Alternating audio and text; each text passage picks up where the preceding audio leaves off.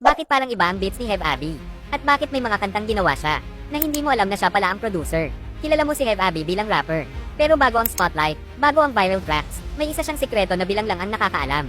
Noong nagsisimula pa lang siya, wala siyang malaking studio, wala siyang high-end gear. Mayroon lang siyang lumang laptop, headphones, at tahimik na kwarto. Doon siya gumagawa ng beats, pero hindi sa pangalang Hev Abi. May secret producer alias siyang ginagamit. Under that name, nagbebenta siya ng beats online. Sa mga small creators, indie artists, kahit overseas, may mga kantang umabot sa libo-libong plays na hindi mo alam. Si Hev Abi pala ang gumawa ng tunog. At nung naging rapper na siya, dala na niya ang producer mindset. Alam niya kung kailan papasok ang bass, kailan titigil ang beat, kailan dapat tahimik para mas tumama ang linya. Kaya iba ang tama ng music niya. Hindi lang bars, buong sound ang hawak niya. Kaya kapag naririnig mo ang kanta ni Hev Abi, tanungin mo ang sarili mo, bakit parang sakto lahat? Dahil minsan, ang rapper na pinakadelikado ay yung producer pala sa likod ng mic. Kung gusto mo ng ganitong mga kwento na hindi mo maririnig sa interviews, subscribe at follow ngayon.